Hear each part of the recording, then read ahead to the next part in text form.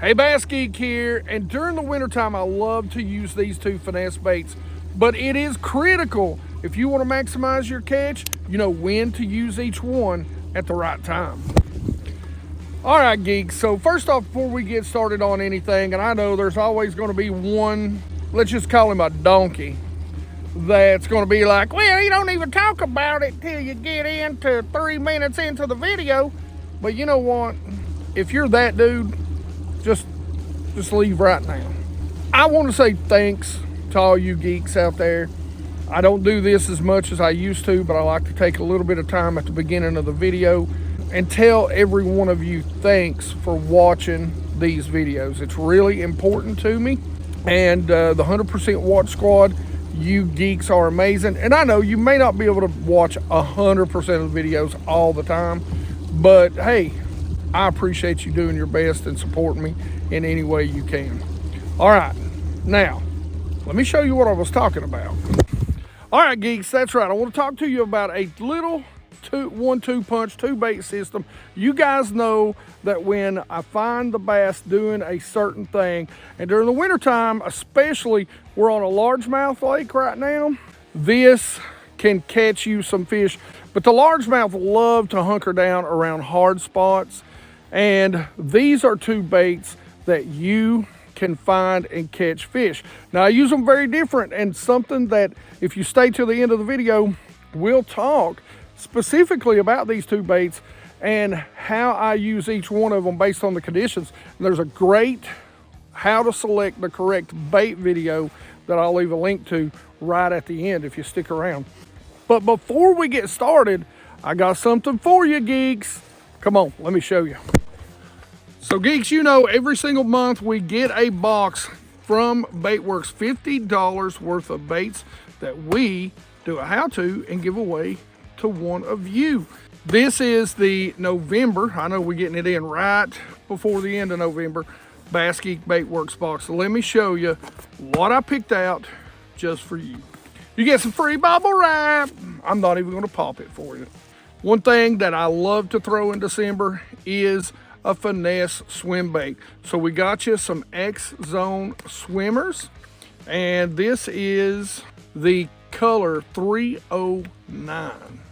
You know, I love to crank, and this is an incredible little crankbait this time of year and well into the spring. This is the Chick Magnet Junior from Strike King, and this is Fire Crawl. So we got the shallow crank covered. Now you need to crank a little bit deeper. And this is a great cold water crank. This is the Fritz Side 9. And this is in Firetail Green Crawl. You can go out and stick this on a jig head minnow, which we've been tearing them up doing this, or you can put it on a drop shot. So I got it in the good old color of Morning Dawn. This is the X-Zone Hot Shot Minnow. To go with those X-Zone swimmers, I got you one of my favorite underspins. This is the Dirty Jigs underspin. This is a 3/8 ounce in gizzard shad. It'll match up perfectly. Now, one of the things that I really love to do, and these here, now we're down to the 2 baits that I was going to talk to you about that work extremely well in December and January. And that is a Ned rig. And I got you one of my favorite Ned rigs. This is the Omega Custom Tackle, and it's got a little wire on it. Sometimes if you don't need that, you can cut it loose. But this little thing is also great. You can rig it weedless too, the way the hook is made. But this is the Slayer Ned head from Omega. When it comes to a straight Ned worm, this is probably one of my favorites. It does stand up in the water. This is the X-Zone Lures Ned Zone in a 3-inch, one of my favorite colors, the green pumpkin blue. Now, the other bait that I was going to talk to you about, and really these 2 work extremely well based on the conditions, and I like to keep them both tied on when I know those bass are maybe a little bit shallower on the bottom. These 2 baits work extremely well together. And this is the Dirty Jigs Finesse Jig. It's a ball head, it's 5/16. It is the super matte brown, and I love a small compact jig this time of year.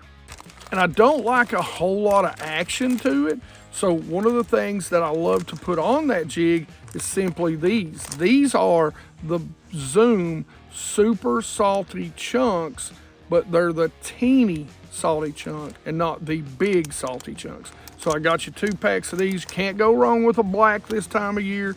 Black or a June bug is incredible. I don't know why a June bug is so good in the cold water, but a green pumpkin too to match it up. Now I like these because they're so reminiscent of just the port chunks. They have very little action. You want it to be real subtle in this cold water. All right, so you can see, geeks, one of the things that I always make sure, this is a little bit long, so I'm gonna trim that down, but this is your all's jig, so I'm not gonna trim it down, but I would recommend trimming it down to just past the barb, maybe that much right there. But what I do like to do, because ball heads like to roll, is I love to spread that weed guard out side to side. Number 1, you are going to get a better hook penetration. Number 2, if it does roll over on some wood, when it does roll over, hopefully it's going to set it up and keep it from falling completely over and getting to that hook. So I like to spread it out real good. Now we're just going to tie it on. All right, geeks, we're just going to run it through. Wrap it around about 5 times. Come through that top loop. Moisten it all the way down. And there's your pit seam knot. We'll just clip the tag in. Now let's throw our trailer on. This water's still a little clear. They're a little bit finicky. Now, you can run this up on here this way, but I want it to be a little bit bigger. So what I'm gonna do is I'm just gonna put it through like that right there. I want it to lay flat. I want it to be a little bit longer. Just have the claws sticking out of there. Now you can turn this around too when you hang it. You can hang it this way and it will keep it up off the bottom just a little bit more, but just small. I want it to be a nice, small, compact jig. So I like this Ned because the way the eye is tied from Omega, it'll really stand up as you pull. Doesn't roll over as bad. Now, I like this from Exxon because it's a good girthy bait. And even in the winter, they want a little girth to their worm. So what you're gonna do is you're gonna come up. I like this too because it does have a screw lock keeper on there. Now geeks, if you use the Elastec tile, the really stretchy plastic, I've got a video that shows, it's a short, go find it, how to take a lighter, heat that up very slightly, and you can put any Elastec plastic on. But for now, what we're gonna do is we're just gonna fatten that up, worm up, and we're going to spin. You'll notice I bend the keeper up and out of the way, fatten it up, spin it up on there. Now bend your keeper back down. I want it in line with the hook and just above the hook. And there you have it.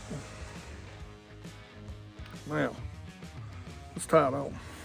We're just going to do the same exact knot, the good old pit seam knot. Gonna double it up, swing it around about 5-6 times. I lost count there.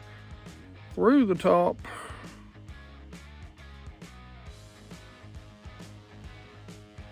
Then we'll moisten and pull down. Cut the tag, and it's time to rock and roll. Now, this is the time of year, and when you're talking about bottom bouncing baits, there's a big debate. And listen, I'm not a high-end rod guy. I'm just not. But When you are fishing in the wintertime and you're fishing bottom bouncing baits, feel is critical because the bites are going to be super subtle this time of year, especially fishing largemouth lakes.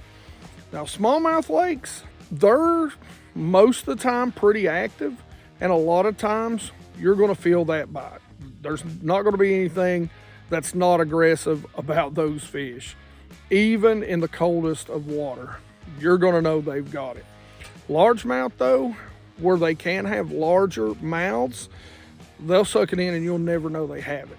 So that's where, for me, when it comes to rod, reel, and line, I like a high-end rod. And this is TFO's highest of high-end. This is the Resolve Bass. This is a 7'6". It's a heavy, and I like the stiffness this time of year, even with a finesse jig, because everything is going to transmit down and to my hand. That's what I like about it.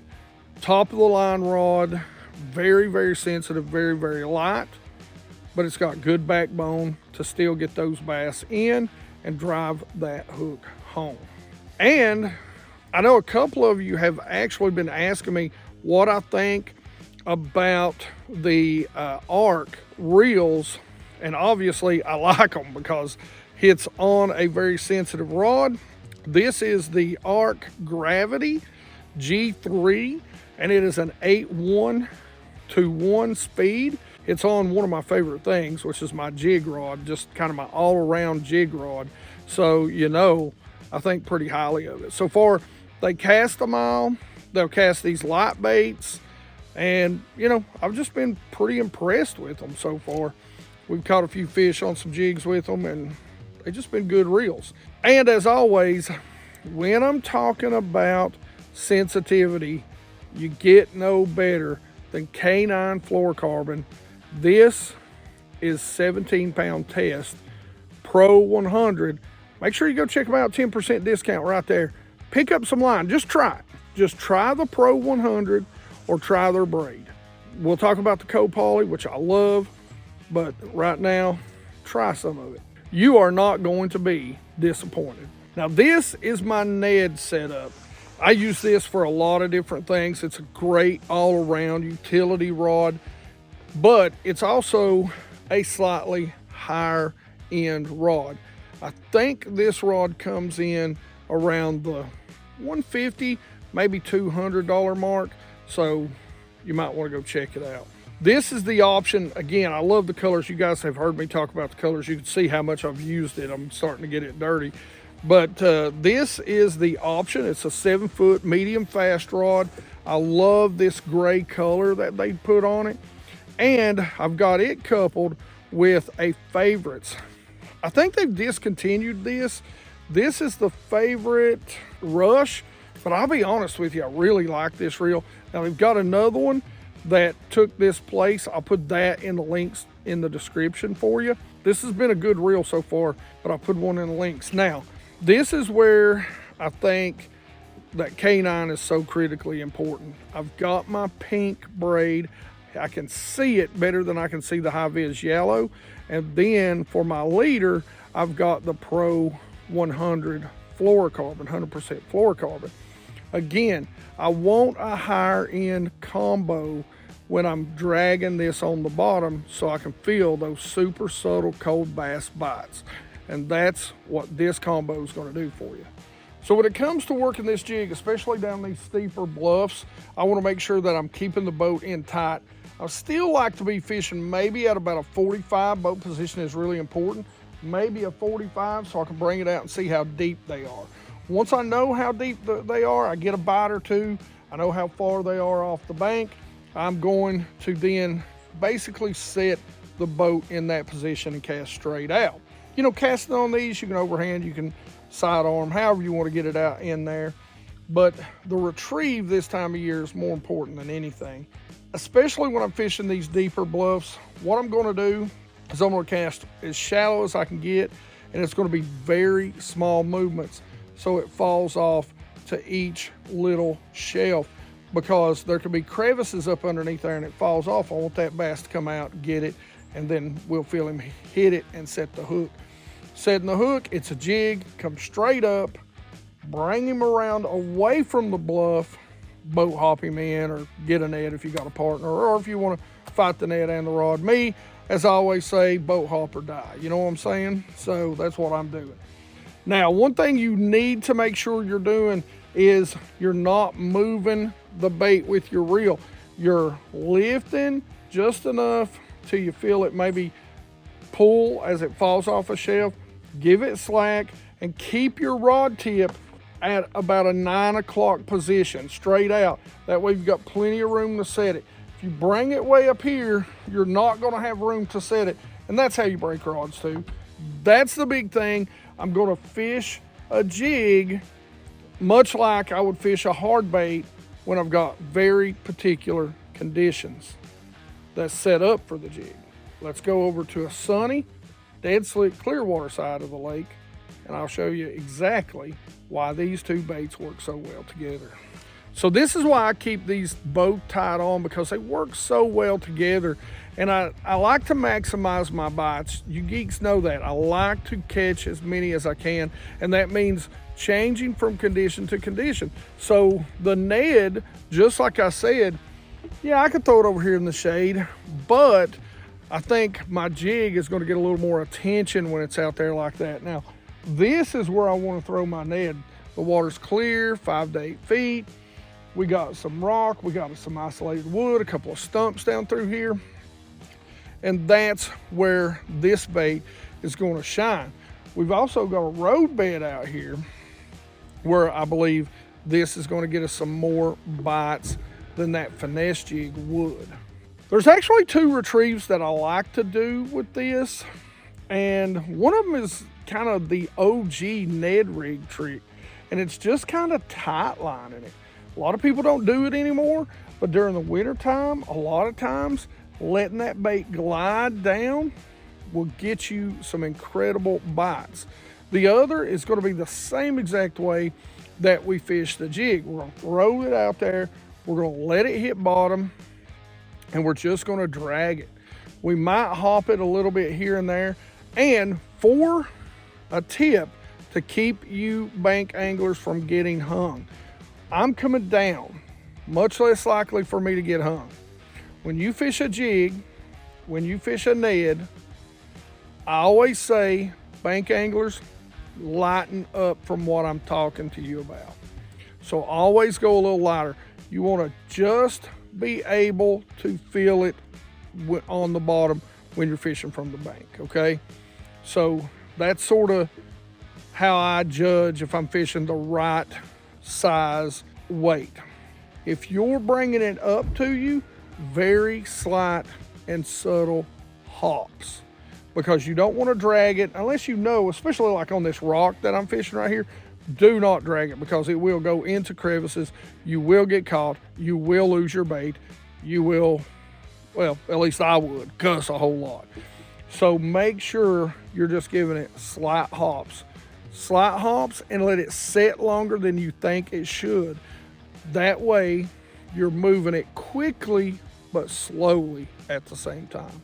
All right, let's start with retrieve number 1. I'm gonna throw it out there and I'm just gonna let it pendulum down this bank. Again, staying at 45 degrees off the bank unless I'm at a truly vertical bluff wall, and I'm just gonna let it pendulum back and contour the bank.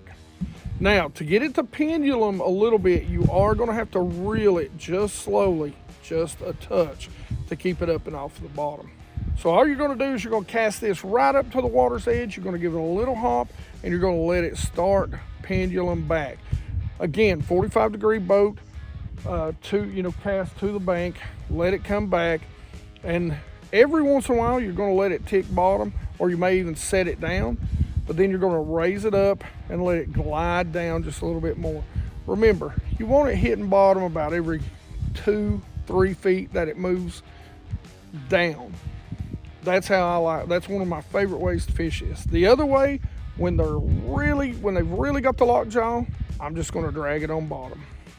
Now again, I like to keep my rod tip a little bit lower. I'll keep a spinning rod just slightly higher, maybe up to that 10 o'clock, but I'm not gonna get it much higher than that. Just gonna drag it. Setting the hook. Setting the hook again, it's gonna be straight up.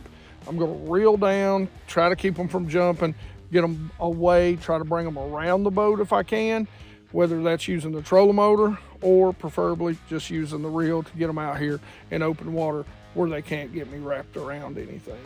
So during November, even into December and on through the winter time, these two little baits should be two baits that are on the deck of your boat or ready to go from the bank all year long, because they're finessey. You can let them sit. They're going to sit there and sway with the water current, wind current, whatever. And they're going to get some big bites this time of year. They're going to get a lot of bites too. But make sure you're letting the conditions dictate which one you're going to pick up. That's going to maximize your chances of catching more fish. All right, how do you win the box? Since one's on a jig head and one's a jig, let's just do #JigIt. All one word, all together. Put it down in the comment section below to be entered. We will draw 1 week from the day this video comes out. So if it drops on a Tuesday, the very next Tuesday video will be the drawing. You got to watch to win. You got to watch to win, geeks. So make sure you're watching these videos. #JigIt. Now, as always, oh, by the way, go check out our merch, man. Check out the Catch More Fish shirt. We got the BassGeek on the sleeves and 100% Watch Squad on the back. Speaking of letting the conditions dictate what bait you use, make sure you go check out this video right here to help you pick the right bait. Otherwise, questions, comments in the comment section below. You geeks know I love to talk about fishing with you. #JigIt to win. Like it if you like it. Don't forget to subscribe. Make sure you ring the bell. Be part of the 100% Watch Squad. And you geeks rock.